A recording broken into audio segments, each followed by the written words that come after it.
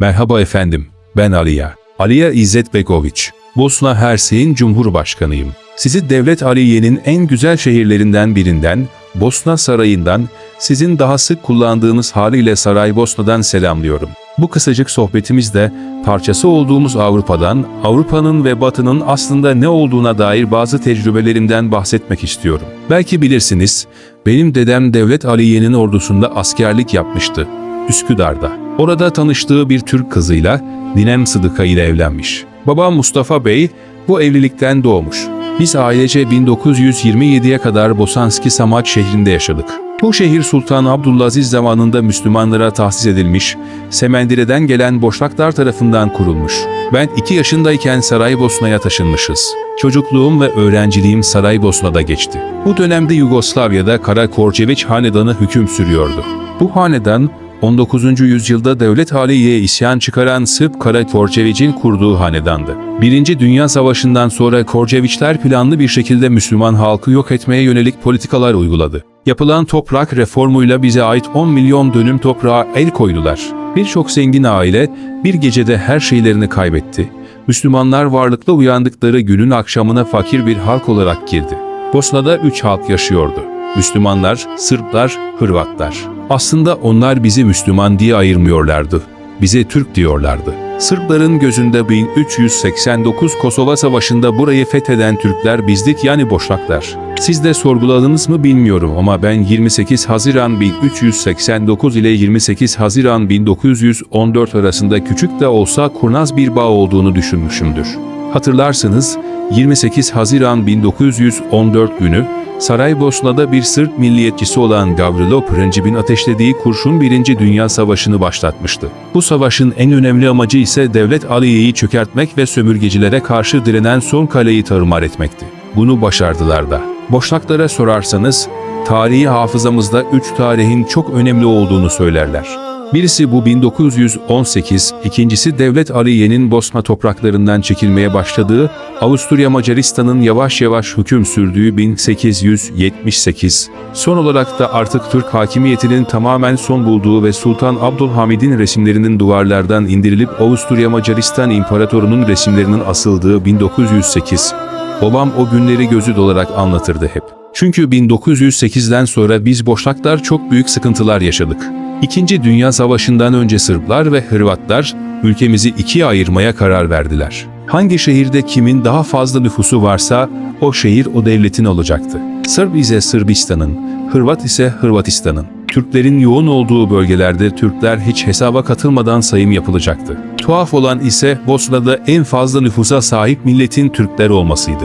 İkinci ayrışmayı Soğuk Savaş'ın sona ermesi ve Yugoslavya'nın dağılmasıyla yaşadık. Bu yüzyılın bizce en hazin, en zalim, en yoksul vakitleri 1992 ile 1995 arasına adeta sıkıştırılmış o felaket günlerdi. Hele insanın onurunun tamamen ortadan kalktığı, vicdanın yok olduğu, insanlığın kaybolduğu Temmuz 1995. Efendim, Boşnak kime deniliyor? Sırplara ve onları himaye eden Avrupalılara sorarsanız, Avrupa'ya İslam'ı yaymaya çalışan Türklere deniyor. Peki Türklere sorarsanız nasıl bir cevap alacaksınız? Çoğu, Boşnakları Müslüman olmuş Slav bir ırk diye tanımlıyor. Benim için ırk zaten önemli değil. Hele 1992 ila 1995 arasında yaşadıklarımızdan sonra Boşnak isminin anlamı çok değişti. Ben Boşnak'ı, kültürünü, dinini, kimliğini sömürmeye çalışan güçlere karşı canı pahasına direnen millet diye tanımlasam ne dersiniz, bilmiyorum. Benim gözümde Türkiye'den bize destek olmak için gelen savaşçılar da Boşnaktır. Bosna ismini duyduğu an, kalbinin bir köşesinde küçük bir sızı hisseden başka milletlerin insanları da. Dedelerimizin 80 yıl önce Çanakkale'de ve Yemen'de korumaya çalıştıkları şey neyse bizim Saraybosna'da ayakta tutmaya çalıştığımız şey oydu.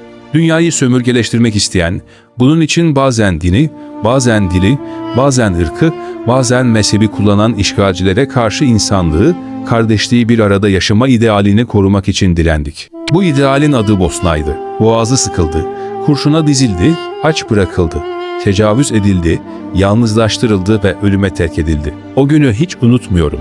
Yugoslavya'nın artık dağılacağı belli olmuştu. Slovenya ve Hırvatistan bağımsızlıklarını ilan ettiler. Avrupalı devletler onları hemen tanıdıklarını açıkladılar. Biz Boşnakların, Hırvatların ve Sırpların birlikte barışla yaşayacakları bir devleti savunuyorduk. Ama Sırplar bizim gibi düşünmüyorlardı. Yugoslavya'nın hiç parçalanmadan tamamıyla Sırp hakimiyeti altında Büyük Sırbistan adıyla devam etmesini planladılar. Kimliğimizi yok edeceklerdi. Bizi insan olarak bile görmeyeceklerdi. Yugoslavya ordusunun bütün silahlarına, Yugoslavya istihbaratının bütün araçlarına el koydular. Bosna Hersek olarak bağımsızlığımızı ilan etmeye kalktığımızda Avrupa bizden referandum istedi. Boşnaklar, Sırplar ve Hırvatların katıldığı referandumda %64,4 bağımsızlık yönünde oy kullanıldı. Biz haklıydık ama o gün Sırp askerleri topraklarımızı, devletimizi işgal etmeye başladı. Silahımız yoktu. Tankımız, roket atarımız, uçaklarımız, bombalarımız da. Hepsine onlar el koymuştu. Birleşmiş Milletler'e başvurduk. Avrupa'dan ve Amerika'dan adaleti, hakkı, hukuku, yıllardır savundukları demokrasiyi, hürriyet hakkını, kendi koydukları ve var olduğunu savundukları ilkelere sahip çıkmalarını talep ettik. Yardım dilenmedik, para ve silah da. Sadece ama sadece silahsız ve korunmasız halkı koruyacakları bazı tedbirler talep ettik. Çünkü Birleşmiş Milletler bunun için kurulmuştu. Barışı, demokrasiyi korumak, soykırımlara engel olmak. Toplandılar, bir karar açıkladılar. Savaşın üstüne savaş eklemek istemiyoruz, dediler. Silah satışına ambargo koydular. Bu ne demekti? Bütün Sırplar silahlıydı ama artık ambargo sebebiyle direnmeye başlayan Boşnaklara silah satışı yasaklanmıştı. Avrupa ve Amerika, Müslümanları, Türkleri yani sizin deyişinizle biz Boşnakları elimiz kolumuz bağlı halde düşmanımızın önüne sürdü.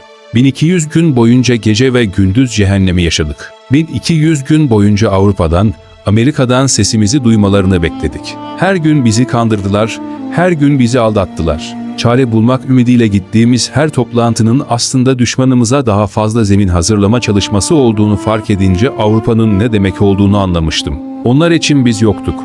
Avrupa'nın ortasında bir halk, sadece Müslüman olduğu için, hakkını hukukunu demokrasiyle aradığı için katillerin önüne elleri bağlı halde terk edildi. Ben halkımı bir savaşın yaklaştığına dair ikaz ettim. Ama itiraf etmeliyim ki bir savaşın içinde olduğumuzu söylerken bile 20. yüzyılda bir millete soykırım uygulanacağını, hele bunun Avrupa'nın gözünün önünde ve hemen yanında, onların göz yummasıyla yaşanacağını hiç ama hiç düşünmemiştim. Soykırım elbette soykırımdır. Mesela neredeyse aynı tarihlerde Afrika'da yaşanan ve 1 milyon kişinin ölümüyle sonuçlanan Ruanda soykırımı için Fransa Devlet Başkanı François Mitterrand'ın oralarda yaşanan şeyin ciddiye alınmasını gerekli görmüyorum dediğini duymuştum. Orası Afrika'ydı. Yıllarca Fransızlar ve İngilizlerin sömürdükleri topraklar. Ben de Fransızların, İngilizlerin oralara bu kadar umursamaz baktıklarını biliyordum. Biz Avrupa'da olduğumuz için en azından bir sorumluluk hissedeceklerini düşünmüştüm. Yanılmışım. Peki neler oldu Bosna'da? Bosna dört taraftan Sırp askerleri tarafından kuşatıldı. Boşnaklar tarihte eşine az rastlanır bir direniş sergilediler. Kendi tüfeğimizi yapmaya çalıştık, kendi silahlarımızı üretmeye uğraştık. Şofbenden bombalar, soba borularından roket atarlar yaptık. Ama hiç tankımız olmadı mesela. Savaşı yaşamayan birine onu anlatmak çok zordur. Anlayamazsınız. Dört tarafı dağlarla çevrili bir şehre, her taraftan ateş edildiğini düşünün. Hareket eden her şeyi vurma emri veren bir zihniyet düşünün. Çocuk, kadın, bebek, yaşta ayırmayan bir yöntem düşünün. Ağır silahlardan 700 bin merminin yağdığı bir şehrin ne hale gelebileceğini hayal etmeye çalışın. Milyonlarca boş kovan, elimizdeki insani malzeme tükendi. Şehirde gıda bitti, temiz su şebekeleri yok edildi. Elektriğimiz ve gazımız yoktu. Odun ve kömürümüz de. Şehre giriş ve çıkış da yapılamıyordu. Bir kuşatmaydı bu. Çocuklarımız, bebeklerimiz, yaşlıları açlıktan, bakımsızlıktan öldüler. Birleşmiş Milletler, yardım gönderiyoruz diye bize 30 yıl öncesine ait konserveleri, pirinç paketlerini gönderdiler. Bu konserveleri sokağa koyduğumuzda, kapağını henüz açmadan köpekler bile onların kokusunu alıp hemen kaçıyorlardı. Savaşı yöneten bir lider olarak aldığım en acı haberler, kadınlarımıza ve kızlarımıza yönelik tecavüzlerdi. Maalesef postanın her tarafından, Mostar'dan, Srebrenica'dan bu tür haberler alıyorduk. Bu, Sırp askerlere verilmiş katı bir emirdi. Sırp entelektüellerinin teorisini yazdığı etnik temizliğin bir parçası olarak Sırp yöneticiler tarafından kurgulanmış iğrenç bir plandı. Bir gün Brçko'da 3000 kardeşimizin boğazlanıp nehre atıldığını öğrendik. Başka bir gün toplu soykırım Kosaraz'da devam etti. Peşinden Prijedor'da ve sonra bütün Bosna'da. Biz Sırplara düşman değildik. Onların yöneticilerinin bize ve ortak yaşama idealine karşı çıkmalarına direniyorduk. Yani Sırp devletinin takip ettiği işgal politikasına. Ama düşmanımız yani Sırplar doğrudan bizim milletimize düşmandı. Savaşta bile olsak, İnançta bir Müslüman olarak kitap ne emrediyorsa ona göre davranmak zorundaydık. Öyle de davrandık. Bunu insanlık ve İslamlık onuruyla ve gururuyla söyleyebilirim. Sırplar, şehitlerimizi gömdüğümüz mezarlarımıza bile tahammül edemediler, hepsini tarumar ettiler. Sadece mezarlarımızı değil, tarihi eserlerimizi de. Yüzyılların kıymeti Mostar'daki köprümüz, Saraybosna'daki Nahit kütüphanemiz ki bu kütüphane Avrupa mimari tarzına göre inşa edilmişti. Yıktılar, yaktılar. Yıkılan 1300 camimizi saymaya gerek var mı bilmiyorum.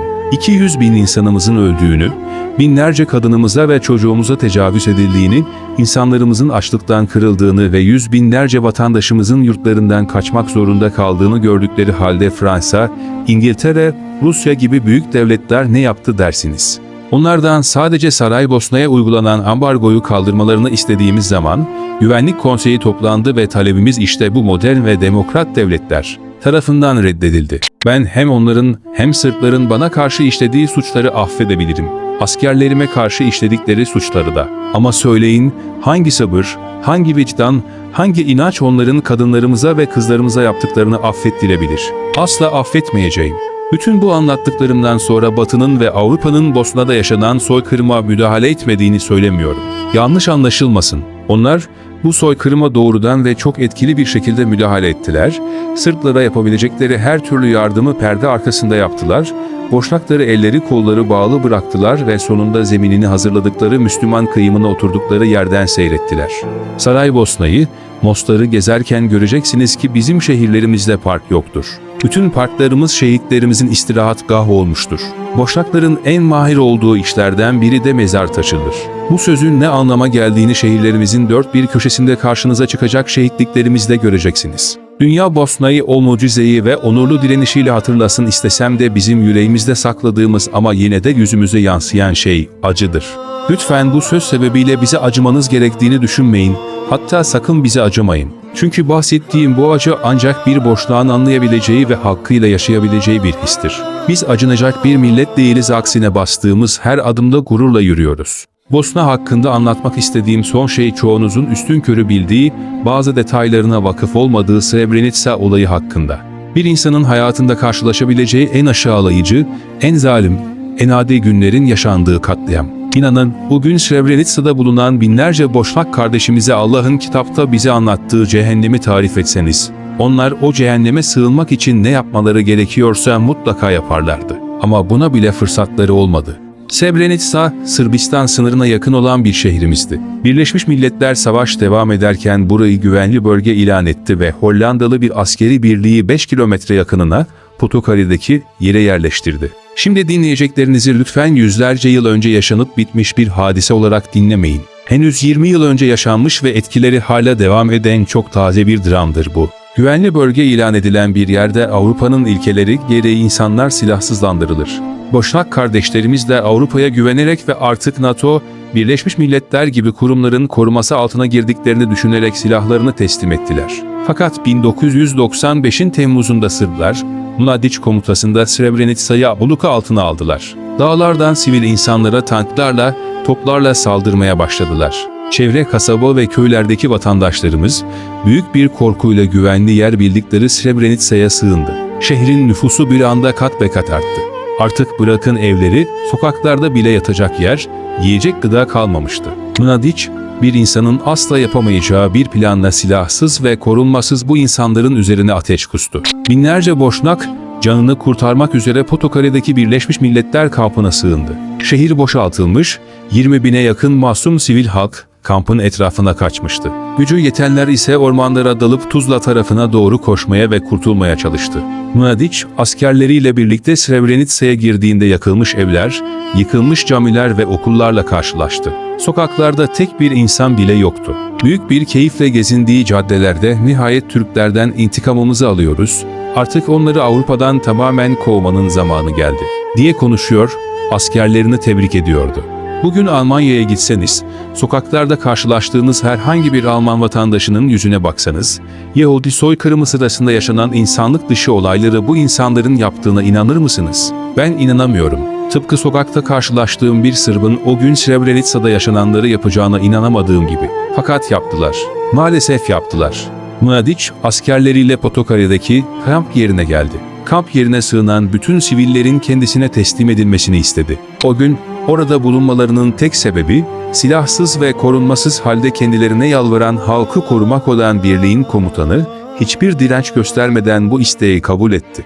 Şimdi gözlerinizi kapatın ve erkek, kadın, çocuk, yaşlı 20.000 kişinin aynı anda bizi teslim etmeyin, öldürecekler diye yalvardığını düşünün.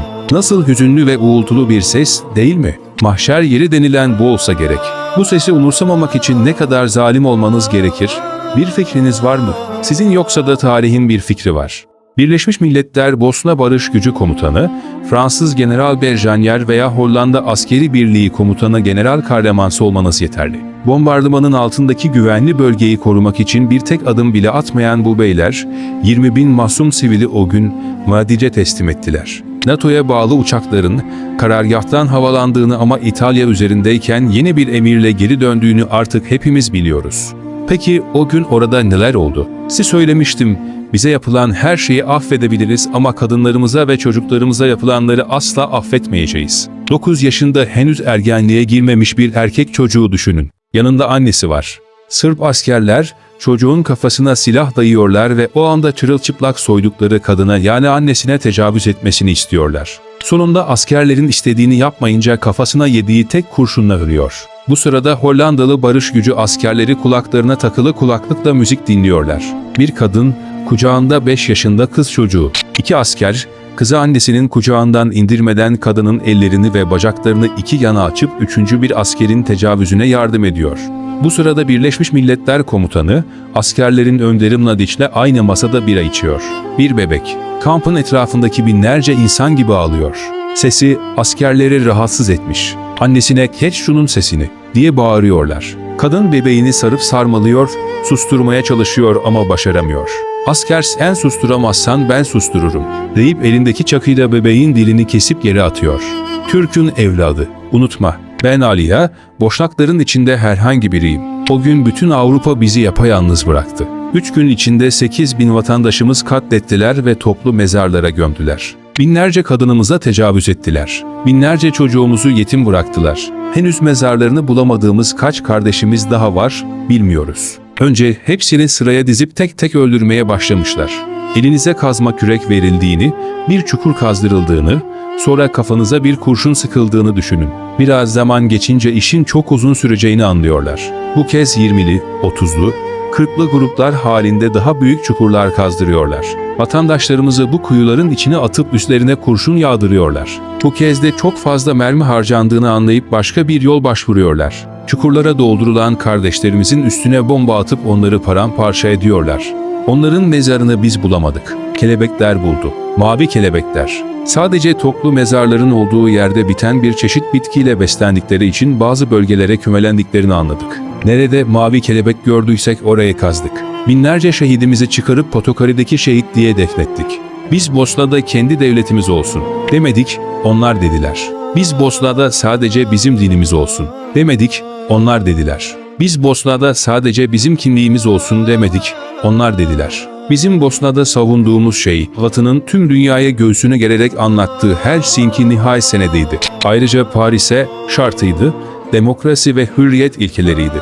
200.000 canımızı kaybettiğimizde, binlerce kadınımız karınlarında kocalarını öldüren askerlerin bebekleriyle terk edildiğinde, 29 günlük bebeklerimiz öldürülüp toprağa düştüğünde Avrupa'nın anlattığı şeylerin koca bir yalan olduğunu anladık. Amerikan Başkanı Koch, Busa toplama kamplarını, tecavüzleri, ambargoyu delilleriyle gösterdiğimde verdiği tepki dünyanın nasıl yönetildiğini öğretti bana.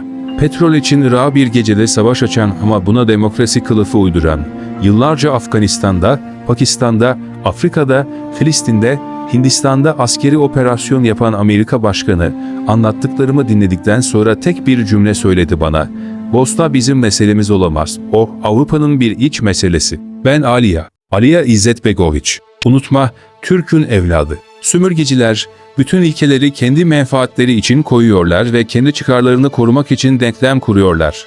Onların demokrasi dedikleri, hürriyet dedikleri, aidiyet dedikleri, barış ve hoşgörü dedikleri ilkeler Saraybosna'da, Srebrenica'da, Mostar'da toprağın altına gömüldü. Hem de çok acı hatıralarla. Biz, kendi çocuklarımız en azından tebessüm edebilsinler diye yaşadıklarımızı yeni nesillere anlatmıyoruz. Anlatmayacağız. Ama sen bizim yaşadıklarımızı sakın unutma. Onlar askerleriyle, basın ve medyasıyla, kurumlarıyla çok güçlüler. Onların güçlerinden değil, ikiyüzlü olmalarından kork. Biz senin kardeşin olduğumuz için öldürüldük, boğazlandık, tecavüze uğradık. Senin hafızana sahip olduğumuz için toplu mezarlara gömüldük, yok edildik. Türk'ün evladı, bizim korumaya çalıştığımız sancak, Yemen'de, Çanakkale'de, Filistin'de, Kırım'da, Açe'de, Türkistan'da korunmak istenen sancaktı. O, ne bir dinin, ne bir ırkın, ne bir dilin, ne bir mezhebin sancağıydı. İnsanlığın, tek başına insan olmanın temsiliydi. Sömürgecilerin karşısında sakın yere düşme. Biz, Çanakkale'den sonra direnişi devam ettiren nesiliz. Sen, direnişin değil, dirilişin nesli olacaksın. Korumak için değil, düzen kurmak için çalışacaksın. Sen varsan biz olacağız. Sen ayaktaysan biz yaşayacağız. Ama unutma, sömürgeciler seni tamamen Asya'ya sürmek için planlarını adım adım işletecekler. Bir gün sıra sana da gelecek. Seni yok etmek için 1000 yıldır hazırlananlar bir gün bile durmadan çalışıyorlar. Sen Türksün. Bir ırk, bir din, bir mezhep değilsin. Olamazsın. Batı, Haçlı seferlerini düzenlerken Araplara Arap demiyordu, Türk diyordu. Çanakkale'de Kürtleri boğazlarken onlara Kürt demiyordu, Türk diyordu. Ne zaman ki onların çıkarı için yeni devletlere ihtiyaç duydu, Arap'a Arap demeye başladı. Seni ondan, onu senden ayırdı. Bugün de Kürt'ü senden, seni Kürt'ten ayırmak için gece ve gündüz çalışıyor. Türk'ün evladı. Biz boşnağız. Ama Türk'üz de. Sen de kalbimde taşıdığım acıyı taşıdığın kadar boşnaksın. Utanacak tarihimiz, saklayacak hafızamız yok. Sırba karşı sorumlu olduğumuz için değil, yasayla zorunlu kılındığı için değil, kimimiz dinimiz, kimimiz milletimiz, kimimiz kitabımız, kimimiz ahlakımız sebebiyle vicdan sahibi olduk. Birileri öyle istediği için değil, vicdan bunu tarif ettiği için hiçbir milletin diline, dinine, mezhebine karışmadık. Mezarlarını çiğnemedik, ibadethanelerini yıkmadık, kadınlarına tecavüz etmedik, bebeklerini boğazlamadık. Sen var olmak zorundasın. Bu yüzden bir ve beraber olmak zorundasın. Sömürgecilerin tezgahıyla saflara ayrışmamalısın. Ey ulu Türk'ün evladı! Bizi, onların bize yaptıklarını ve sorumluluğunu sakın unutma. Ben Aliya İzzet Begoviç.